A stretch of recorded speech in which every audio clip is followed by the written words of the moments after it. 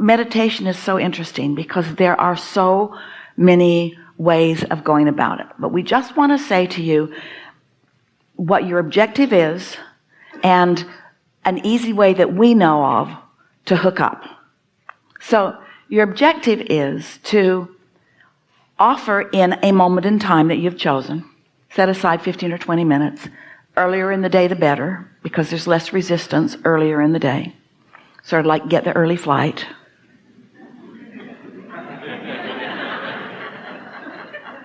Less resistance, the better. But your objective is to quiet your mind to the point of no resistance, so that in the absence of resistance, your vibration rises. It will, just like a cork floating to the surface. And as your vibration rises, you vibrationally tune in to the frequency of your inner being, and that's what alignment is. So meditation is the path to alignment. It's a tool to the path to alignment.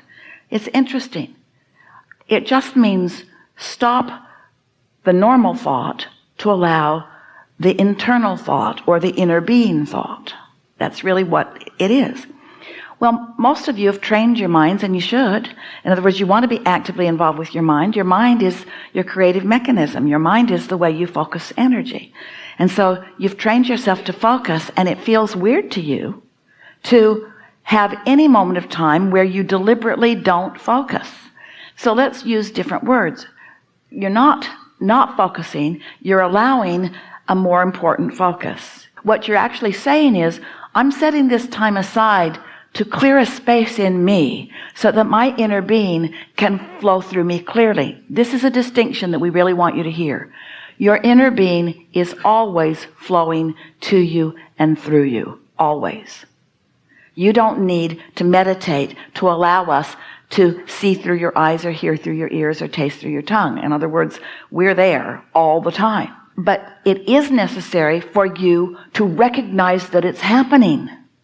The first time Esther meditated, she received a very strong energy sensation. She didn't really know what it was. And as thoughts started flowing, she didn't know that they were our thoughts because they were being deciphered through her translating mechanism. So she thought they were her thoughts. So she tried not to think them. Well, that's normal because it's coming through your mechanism. And so in this process of meditation, first you're going to quiet your mind, then you're going to feel impulse. And the best scenario is when you feel a detachment from your time-space reality, which means you feel sort of numb, or you feel sort of swoony, or you can't tell your nose from your toe. You feel detachment. Now your mind is going to wander because it's used to wandering around and it's used to being active. So when you catch yourself thinking about something, sometimes if Esther's got something going on, she will sit to meditate, and it will take almost the whole 20 minutes just to quiet her mind because there's enough momentum going of the thought. Well, don't fight that. If your mind is really active, then this isn't really a very good time to meditate. But if within 15 or 20 minutes you can really relax into non-thought until you can actually feel that detachment, we want to say that that feeling of detachment is key to knowing you're accomplishing a significant meditation. That difference in the way your body feels. Even better, once you've received that sense of detachment, if you receive an impulse to move and you know you're not directing it, even better. That means you've come into alignment with your inner being who knows every cell of your body and who is offering impulses so that your body will respond to the intentionality of the thought that's being offered. You see what we're getting at? So just relax until that happens, and don't push it. Don't try to make it happen. And most of all, don't sit with a problem that you're meditating on. Don't say, I really want an answer to this. This is a significant thing to understand. Step 1 is ask. Step 2 is source answers. Step 3 is you got to let it in. So let's talk about that relative to meditating. Step 1, not good in meditating. Because when you're asking the question, you're all actively involved in the vibration of the question, and the question and the answer are vibrationally different. The problem and the solution are vibrationally different. So you want some distance between activation of some problem and your time to meditate. So think of meditation as a step 3 moment. Don't look at meditation as a way to fix things. Look at meditation as a way that your odds are greatest of letting in the questions that you've been asking, the step 1ing that you've been doing, and the step 2ing that we've been doing and are doing, and you're just going to have a step 3 moment, which means you're just going to relax and focus on your breathing. That's a good thing. Count your breaths. That's a good thing. Esther listens for a sound in the room. Like in this room, she would listen for the air conditioner because it's steady. You hear it? She would just focus there. Around the cough, around the phone ringing, around the rustling of papers, around the different things, around the voice that's happening incessantly in this room. Just focus on something. Focus on something that isn't very interesting. Because Esther never focuses on that air conditioner and judges it. She never thinks, I've heard better. It's just a soft thing to focus on. And because she's focused on that, she can't focus on something else. She's not remembering something while she's focusing on that.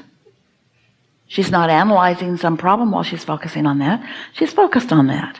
And since it's not very interesting, then it's not very active. And since it's not very active, then it's rather inactive. And because it's rather inactive, then there's no resistance in it. And because there's no resistance in it, her vibration rises easily. And as her vibration rises easily, she hooks up with broader perspective easily. That's what meditation is. And that's the way we would go about it.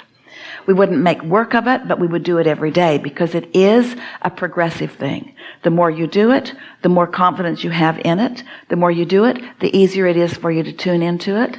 The more you do it, the more nuanced it becomes. The more you do it, the more you get to feel the progression of your connection to inner being. And we say to all of you, and especially to you, it isn't a big deal and it won't be difficult. It isn't difficult. It's being who you really are. It's getting who you aren't out of the way so you can be who you are. And by who you aren't, we mean it's getting worrisome you out of the way. It's getting impatient you out of the way. It's getting competitive you out of the way. It's getting anything out of the way that your inner being isn't. And when everything is out of the way that your inner being isn't, then you is as your inner being is, and there you are. So what does that mean? Does that mean the secrets of the universe will be revealed to you? Yeah. Yeah. But what it really means is you want to get used to that feeling. Used to that feeling. The thing that meditation brings to you is it gives you this stability. You're not so quick to fly off the handle. You're steadier in your vibration.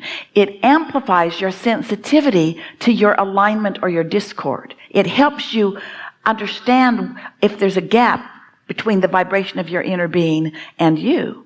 And when you think about it, your inner being is always satisfied. When you're dissatisfied, there's a gap. Your inner being always loves. When you're not loving, there's a gap. Your inner being always knows that things are working out for you. When you don't know that, there's a gap. So meditation is a way of closing the gap. Well, pretty easy to close the gap if you're not thinking about anything. So don't think of anything and close the gap. Don't think of anything and close the gap. Don't think of anything and close the gap until you now know what it viscerally feels like when the gap is closed. Oh. It's not as interesting as I thought it would be. Gap opens. Close the gap. Wonder if I'm supposed to get something. Gap opens.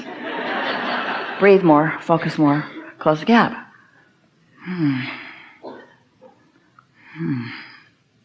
Seems like I should be doing something. Gap opens. Breathe more. Close the gap. All is well with me. This feels good. Nice thing to be doing. Gap opens a little. You're thinking too much. Just relax. Nothing needs to be done. In tune with Source. can't hear your source. Speak louder. Gap opens. You just get so you can feel that attunement or not, that attunement or not. And after a little while, you'll be so in tune that you'll begin to receive thoughts that your inner being is thinking. And because you've already practiced what it feels like to be in tune, you'll know those thoughts are the thoughts of your inner being, because you'll feel the attunement that you've been practicing when there were no thoughts. That's the best description of meditation that we've ever offered.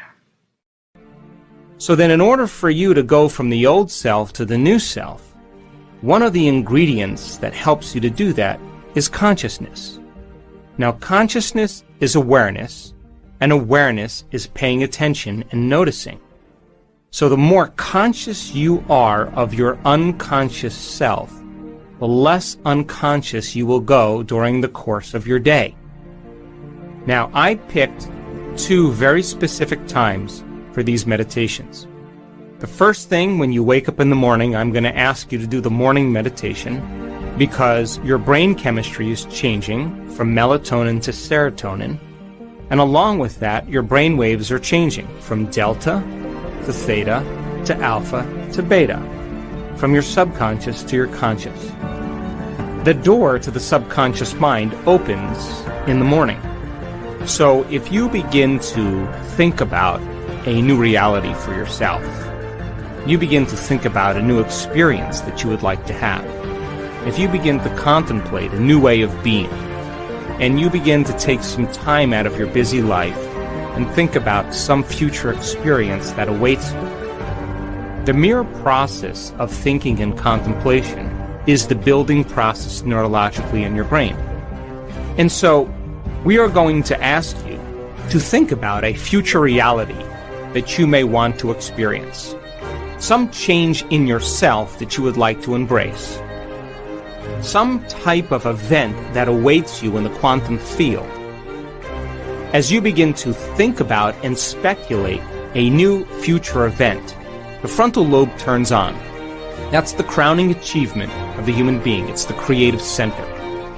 And as you begin to ask the what-if questions, the speculative questions, what would it be like? How would it be? What future awaits me? What do I want?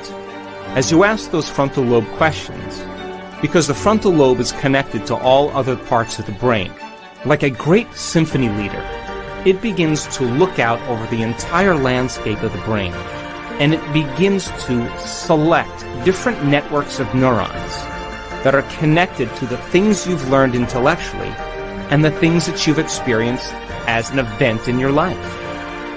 As the frontal lobe begins to call up all these different circuits, it begins to seamlessly piece them together to create a new level of mind. And as you begin to remind yourself of that future event, there'll come a moment when you'll get a vision or a symbol or a picture in your mind, and we would call that an intention.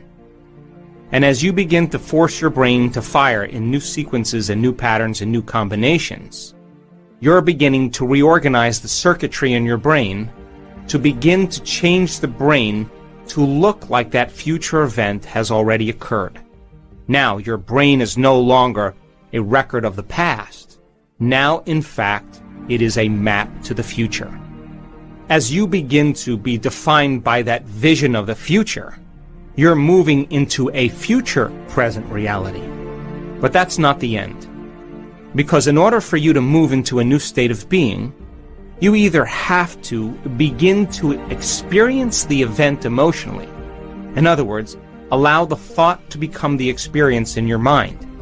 And if thought becomes the experience in your mind, the end product of that experience is called a feeling or an emotion.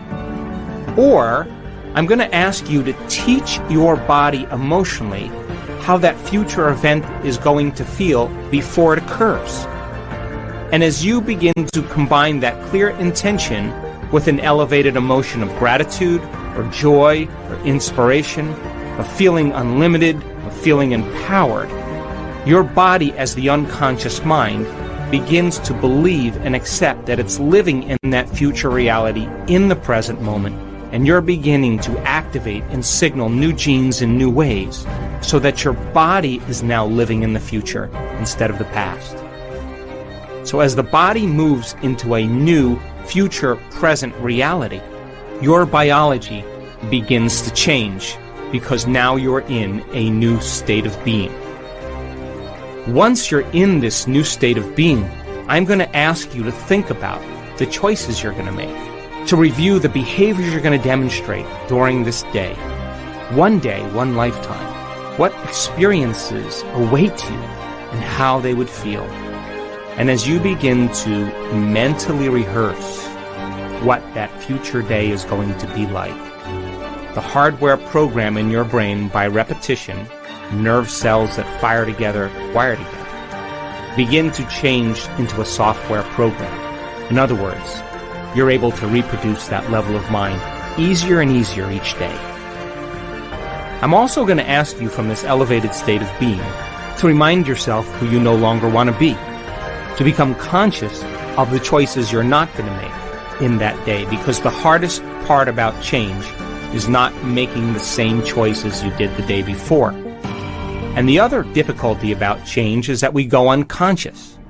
So then if you're conscious of the thoughts that you are not going to let slip by your awareness that causes you to return back to the old self, if you're aware of the choices you're not going to make in this day, if you are aware of the habits and behaviors that cause you to return back to the old personality that's connected to the old personal reality, in other words, no longer blaming or complaining or talking poorly about somebody, whatever it is, and then you think about the experiences you're going to stay away from and the emotions that bring you to a lower denominator, I'm asking you from an elevated state, because you're feeling differently, to look at the old self instead of looking at the old self from a lower denominator and a lower level. So that process of being conscious of your unconscious self, that simple process, allows you to stay aware. That process is very significant. At the end of the meditation, once you're clear of that, I'm going to ask you to remember that intention and begin to think about how you would feel if that event occurred. And as you begin to elevate your state, I'm going to ask you to broadcast that energy into the field, for whatever you broadcast into the field is your experiment with destiny. Then we will move back into that state of being one more time, and meditation will be over, and I'm going to ask you to get up as somebody else. The second meditation is a meditation for self-correction. We will already be moving into different brain waves as nighttime comes along. Your analytical mind will slow down, your brain chemistry will change, your brain waves will change slowly from beta to alpha. And so this will be a simple meditation for you to review how you did during the day. Now, I want you to do this meditation just before you fall asleep at night. I want you to sit up in your bed or sit up next to your bed, and I want you to go through the meditation, and when you finish the meditation, it would be best if you could just lay down and fall asleep. That way, you're programming your autonomic nervous system and your subconscious mind even further into your future. And because your brain chemistry is changing, because your brain is changing in its circadian rhythm from daylight to nighttime, you'll already naturally be surrendering into this. And I'm going to ask you to review how you did. What choices did you make? When did you fall from grace? When did you go unconscious? How could you do something better if you had another opportunity? And then I'm going to ask you to put yourself back into that situation and rehearse a better way of being. What piece of knowledge could you use as a precursor to produce a better experience? What piece of knowledge could you apply in this event so that you can begin to change an outcome?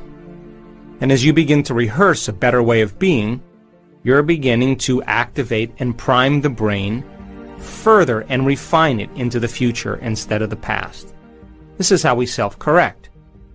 In other words, if you saw yourself giving a public lecture, and when you watched yourself doing it, you were touching your face or sticking your finger in your ear, if you observed that, I guarantee you the next time you spoke in public, you would refine your behaviors.